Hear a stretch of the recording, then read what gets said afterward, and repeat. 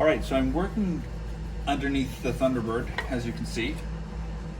Um, well, you maybe didn't know which car it was, but I'm underneath the Thunderbird, and I'm working more on taking off some of the undercoating. And I was just thinking about an interesting video to make that I thought would that I could kind of tie in with what I'm working on. And I'm just going to rest my head here, but that's the topic of knowing where to stop on a project. And that to me is probably the hardest thing about working on cars as far as like decision making goes, is just knowing where to draw the line. Like, because barring a frame off restoration where you take the whole car apart and stuff, you gotta make decisions on like what you're going to do and what you're not going to do. And it's kind of hard, especially if you know that you're never going to be able to take the car apart, or at least not in the foreseeable future.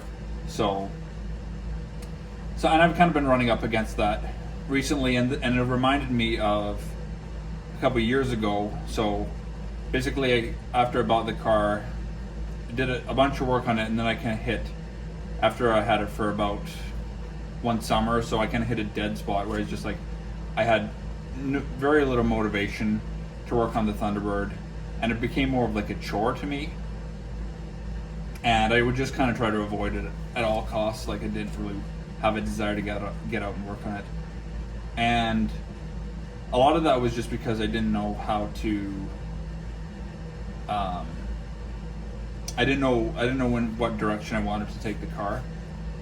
And it was like I was caught between not knowing if I was going to try to kind of keep it original, or if I was going to just hot rod it and go all out, in that direction. And so, kind of being stuck between those two decisions. And then finally, I finally just decided, like, I'm never going to have the money, I shouldn't say never, but not in the foreseeable future am I going to have the money to fully restore this car.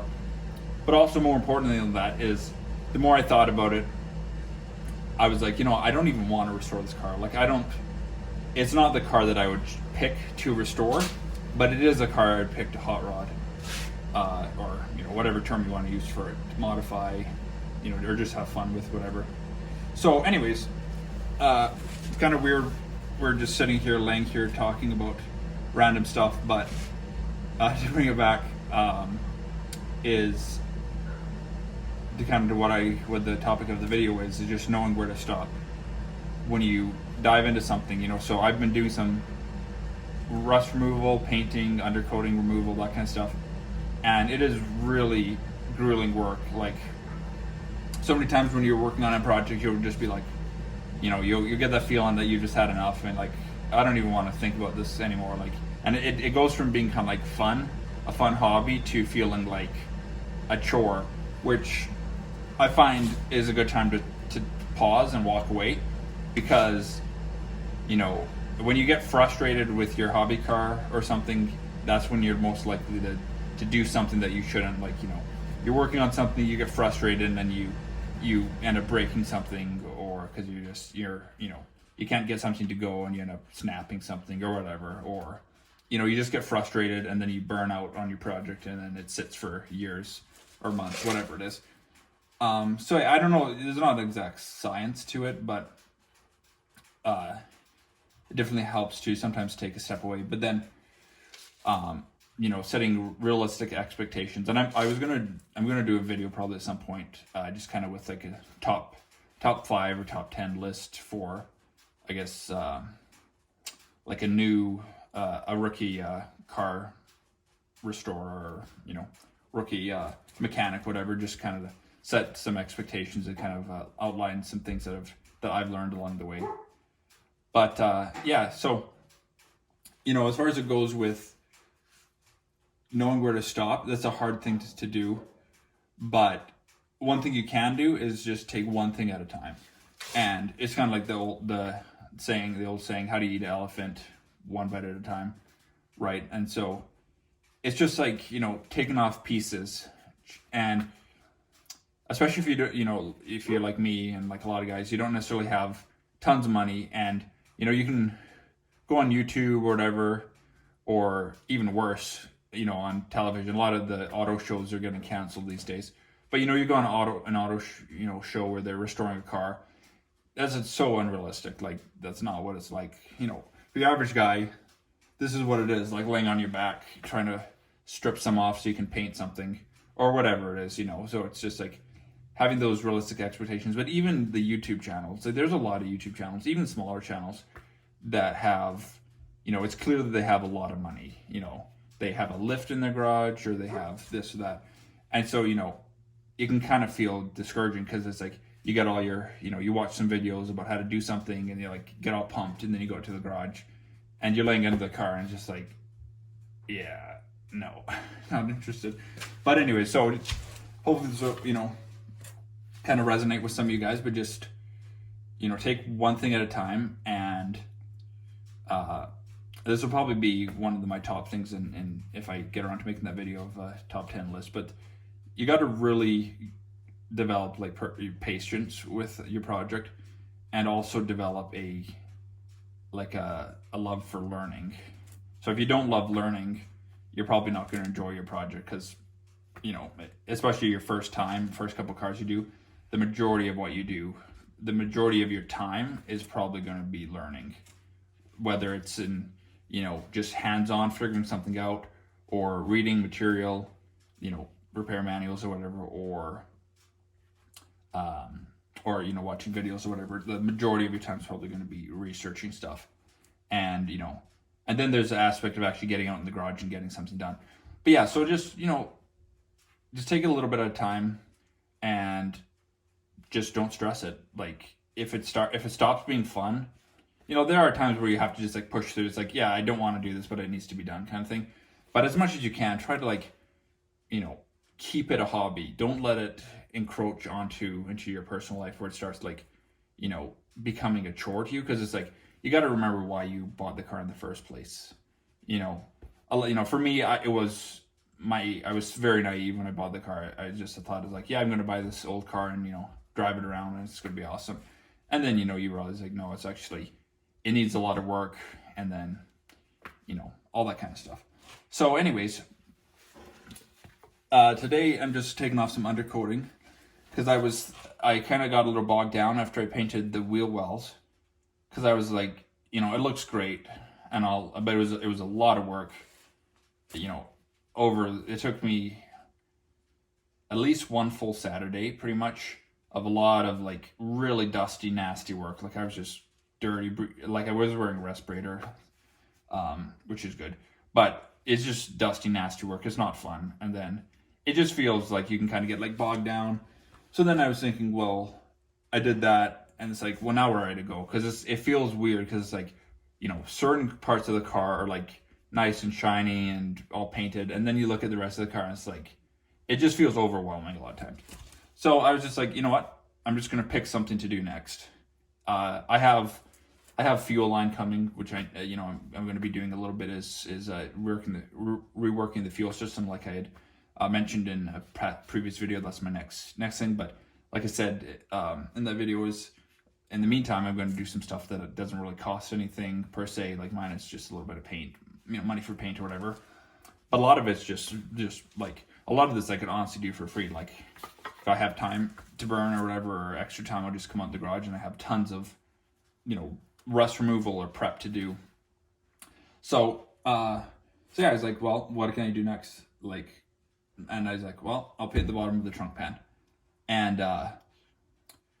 there's a couple times where I'm like, why am I even bothering taking off this undercoating? Like, but then, when I take a step back and I just, like, leave it be for a day or a couple hours or whatever, and then kind of like regroup, as it were, then I'm like, oh yeah, I know why I'm doing it. And then the reason kind of, you can kind of clear your head and get in that headspace of like, hey, what are we actually trying to achieve?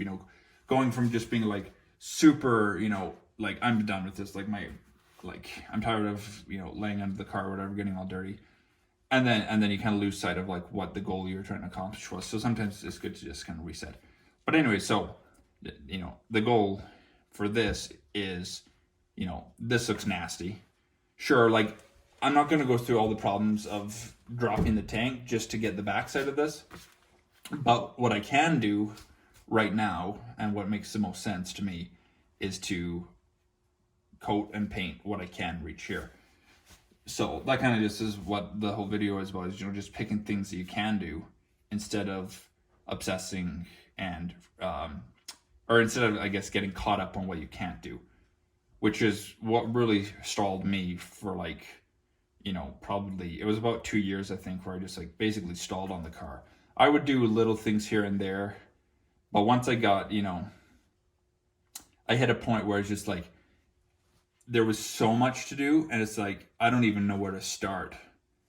And it was a combination of a lot of different things, but, you know, it's just, you just start somewhere, you know, and as you go, it'll kind of like start to come together like a puzzle. Like, you'll start to, if you didn't know what you wanted to do, as you go, you'll be like, oh, and it'll start to kind of fall together, you know, or you learn, like, you have one idea, you start on it, and you realize, actually, that's not what I want to do with the car. Like, I want to go in a different direction.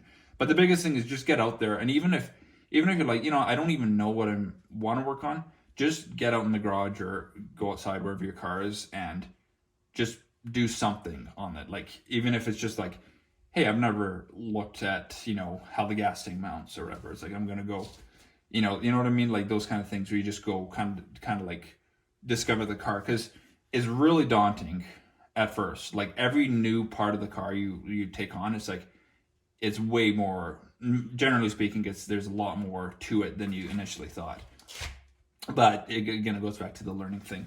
So anyways, it's kind of just a little bit of a rambling video. Just hopefully, you know, some of you guys will be able to relate and just like just realize, yeah, you know, it's not, you're not the only one that you know, stalls out on your project car. You know, it's everybody, you know, hits it at one point, but the more you do, you know, and just keep doing something. So that's what I'm doing today, or this evening.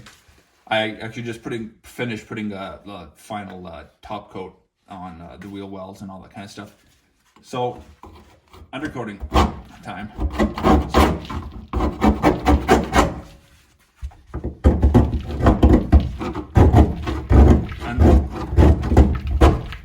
You know, it'll take a while, but there's a couple reasons for this. Like, one, I'm not necessarily going to strip the entire car, because there's some parts that just are really hard to get to. It doesn't really make sense because it's like mostly intact.